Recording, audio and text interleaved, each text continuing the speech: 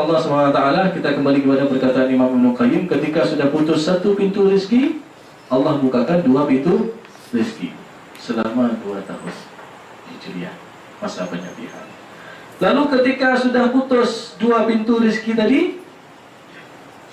Allah buka lagi 4 pintu rezeki.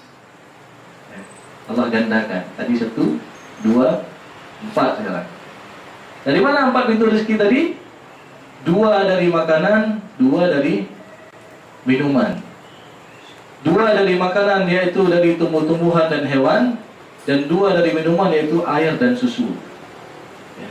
Selama ini kita masih Allah berikan nikmat. Mudah-mudahan kalau yang pantangan ya. Kalau nak haji kena kok siang. Dia macam-macam Allah sebut. Ya. Ya. Jadi pada akhirnya ketika sudah Allah cabut keempat-empatnya, ya, mungkin kalau umur sampai umur 50 tahun ada satu Allah cabut, ya, tak boleh kena daging. Nanti yang hewan-hewan nanti kena, ya, yang manok nanti kena. Nanti ya tak boleh kena susu karena sudah lemaknya sudah banyak. Ya. Jadi Allah cabut satu-satu. Pada akhirnya Allah cabut semua dengan mencabut nyawa kita. Tapi apakah rezeki Allah berhenti sampai di sini? Tidak. Bagi orang-orang yang beriman kepada Allah Subhanahu wa taala, ketika sudah putus 4 pintu rezeki tadi, Allah bukakan 8 pintu rezeki dari 8 pintu surga Allah Subhanahu wa taala. Allahu Akbar. Jadi bagaimana Allah Subhanahu wa taala telah menjamin rezeki kepada kita. Kalau kita benar-benar beramal saleh, kalau kita benar-benar meyakini dengan ketauhidan kita yang kuat, ya, dengan keimanan kita kepada Allah bahwasanya segala sesuatu rezeki ini berdasar ataupun asalnya datang daripada Allah. Jangan kita gantungkan rezeki kita kepada makhluk, karena dia bisa jadi syirik nanti. Ya. Jadi ini nilai-nilai ketakwaan, nilai-nilai keimanan, nilai takwa juga Rasulullah SAW ya, berikan kepada para sahabat-sahabatnya. Bagaimana yang dimaksud dengan takwa itu?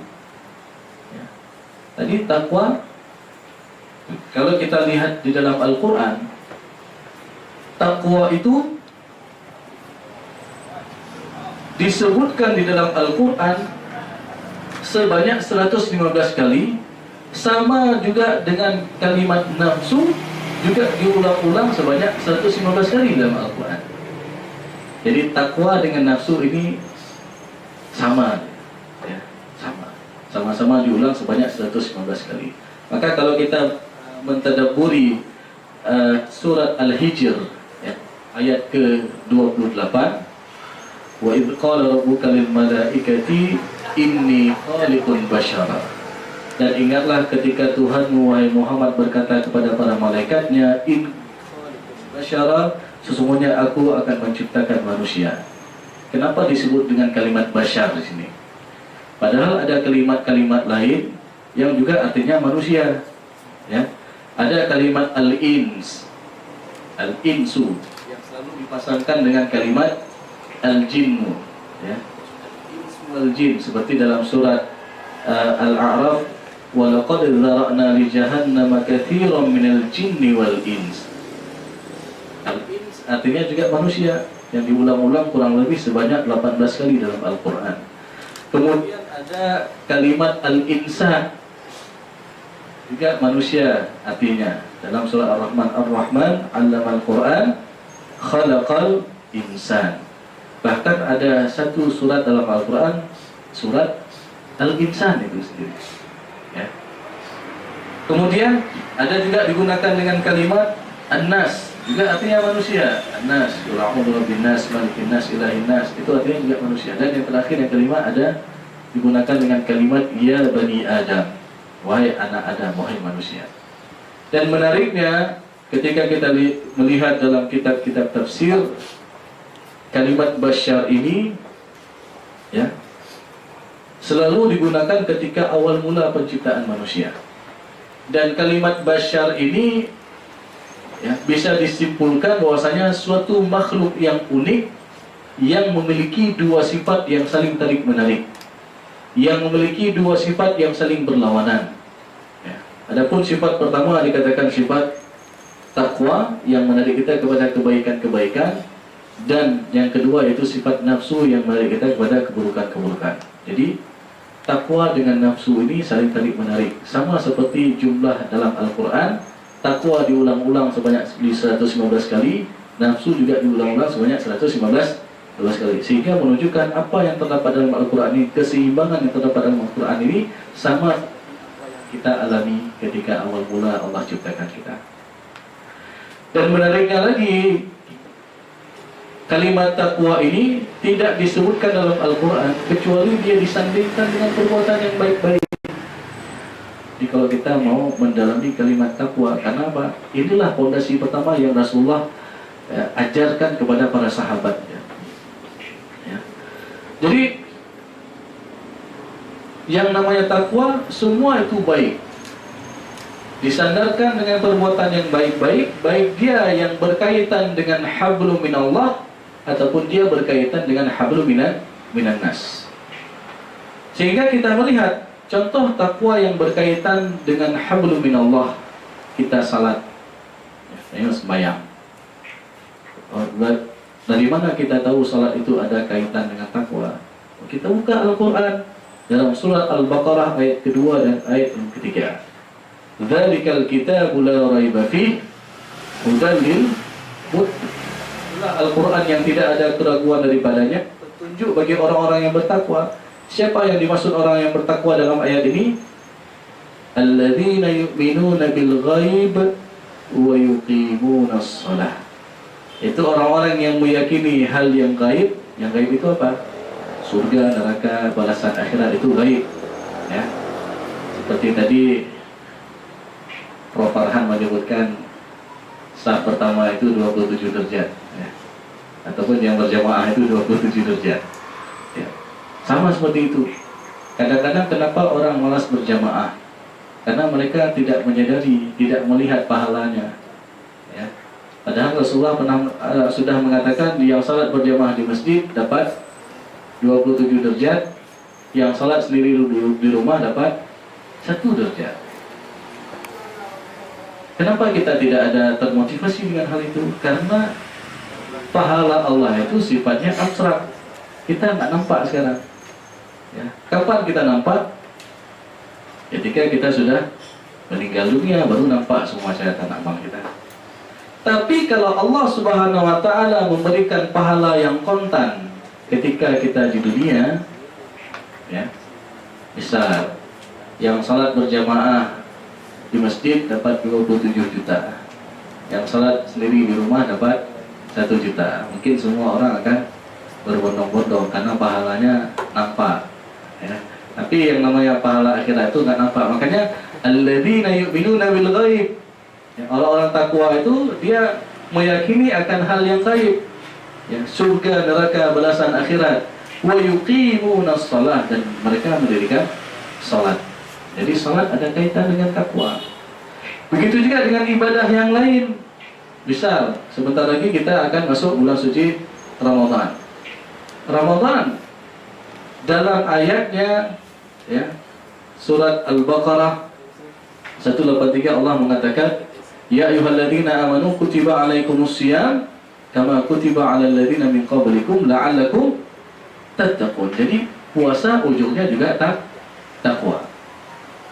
Begitu juga orang yang melaksanakan ibadah haji ataupun ibadah umrah. Jadi haji pada hakikatnya bukan berlomba-lomba untuk mendapatkan gelar tambahan di depan, ya, Pak Haji ataupun Bu Hajjah. Tapi haji pada hakikatnya juga ada kaitan dengan takwa. Nanti boleh dibuka dalam surat Al-Baqarah ayat 197. Allah SWT berfirman tentang masalah haji. Al-hajju asyhurun ma'lumat, faman farada fihinna al-hajja fala rafatha wala fusuqa wala jidala fil hajj, wa ma taf'alu min khairin ya'lamuhu Allah wa tazawwadu fa inna khairaz zadi taqwa. Jadi ayat tentang haji ujungnya juga takwa, ya. Jadi bukan kita berlomba-lomba belum nanti untuk doa jadi kuning, ya. Jadi benar-benar kita ujungnya takwa, ya. Begitu juga orang yang tidak melaksanakan ibadah haji, ya. Mungkin kita di kampung kita ada buat pas hari raya kurban kita buat sembelihan kurban. Kurban pada hakikatnya bukan kita berlomba-lomba siapa banyak dapat kambing siapa banyak dapat lembu di sebuah kampung, bukan. Kadang-kadang ini juga terjadi dalam masyarakat kita. Oh, ketika ditanya, jengku padu boh kurban lampung rundok.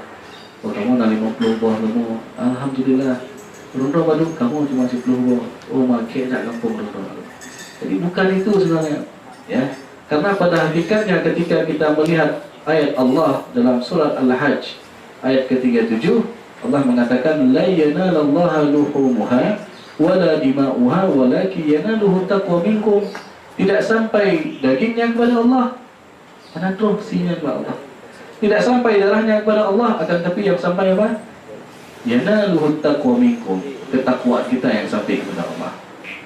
Maka segala bentuk ibadah-ibadah yang berkaitan dengan hubungan kita dengan Allah itu semua ada takwa. Dan perlu kita ketahui juga bahwasanya takwa tidak hanya mengatur hubungan kita dengan Allah, takwa ada kaitannya dengan hablum minan nas. Oh, dari mana kita tahu? Ya, boleh kita buka dalam surat Ali Imran ayat 133 134. Yang mana Allah berfirman wasari'u ila magfiratin min rabbikum. Allah suruh kita untuk bersegera menuju kepada ampunan Allah, yang mana Allah Subhanahu wa taala telah mempersiapkan syurga seluas langit dan bumi. Untuk siapa Allah persiapkan? U'iddat lil muttaqin, untuk orang-orang yang bertakwa. Siapa yang masuk orang-orang yang bertakwa dalam ayat ini? Alladzina yunfiquna fis sarra'i wad dharra, yaitu orang-orang yang gemar membantu orang lain. Ketika dia mendengar ada saudaranya yang membutuhkan bantuan, dia segera bantu. Ketika dia mendengar ada tetangganya yang membutuhkan bantuannya, dia segera bantu. Baik dia dalam keadaan lapang ataupun dalam keadaan sempit. Ini ciri-ciri takwa yang berkaitan dengan hablum minan nas. Begitu juga ketika ada saudara-saudara seiman kita yang ditindas, yang dizalimi, kita segera bantu. Seperti saudara kita di Palestina, di Suriah dan lain sebagainya, paling tidak kita bantu dengan doa. Ya, kita bantu dengan doa. Oh, kalau kita mampu secara finansial, kita bantu juga. Sekarang sudah banyak donasi-donasi, ya, bisa melalui Prof Farhan di ACT, ya, ataupun di NK Komite KNRP, ya, Komite Nasional Peduli Rakyat Palestina, ya. Jadi kan banyak donasinya, bisa kita situ. Oh Ustaz, don apa yang 20.000 kibar, ya, kita sumbang. Kita ada 50.000, kita ayo ikut bantu saudara kita. Karena kenapa? Ya, jangan pernah kita anggap remeh sekecil apapun daripada satu kebaikan. Rasulullah mengatakan la tahqiranna minal ma'rufi syai'an. Jangan pernah kita anggap remeh sekecil apapun daripada kebaikan itu. Mungkin jemaah yang dimuliakan oleh Allah SWT pernah mendengar bagaimana kisah Nabiullah Ibrahim ketika Nabiullah Ibrahim dibakar oleh Raja Namrud, ya. Jadi ketika api sudah menyala besar, dilemparkannya Nabi Ibrahim ke dalam api, dan Allah sudah mengatakan kepada api apa? Qulna ya naru kuni bardan wa salaman ala Ibrahim. Dan kami berfirman, ya, dan kami mengatakan, kata Allah SWT, ya naru hai api, kuni, jadilah engkau bardan, dingin, wa salaman ala Ibrahim, dan keselamatan bagi Nabi Ibrahim. Tapi makhluk Allah yang lain kan nggak tahu api itu bisa dingin, ya. Sehingga dalam sebuah riwayat disebutkan seluruh binatang-binatang melata, ya. Dalam suatu riwayat dikatakan namlah, semut hitam kecil. Riwayat yang lain dikatakan ta'irah, burung pipit yang kecil, dengan paruhnya yang kecil dia ambil air, dia coba ikut memadamkan api yang bakar Nabiullah Ibrahim. Dia bolak-balik. Sehingga dilihat oleh makhluk Allah yang lain dan bertanya kepada burung tadi, wahai burung, begini lagi kan, nama fa'anan, ya, gak akan mati api yang yang apa? Nggak akan padam air yang kamu bawa tadi. Ya. Lalu apa kata si burung tadi? Ya, saya tahu bahwasanya air yang saya bawa itu tidak akan memadamkan api yang membakar Nabiullah Ibrahim. Tapi yang saya takutkan adalah ketika Allah Subhanahu wa taala tanya kepada saya di hari akhir nanti, apa yang saya lakukan ketika ada kezaliman di hadapan mata saya.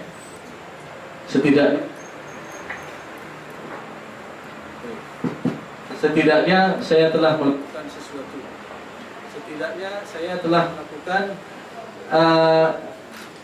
sesuatu walaupun yang saya lakukan itu kecil. Ya. Maka la tahqiranna minal ma'rufi syai'an. Jangan pernah kita anggap remeh sekecil apapun daripada suatu kebaikan. Walau antalqa akhaka biwajhin tariq. Walaupun engkau berjumpa dengan saudaramu dengan wajah yang berseri. Ya. Jadi kita merupakan syiar tetangga, ya, kita pasang wajah berseri, ini adalah suatu kebaikan, ya. Jadi ini ciri-ciri takwa yang pertama yang berkaitan dengan hablum minan nas, dan ini yang Rasulullah tanamkan kepada para sahabat, ya. Bagaimana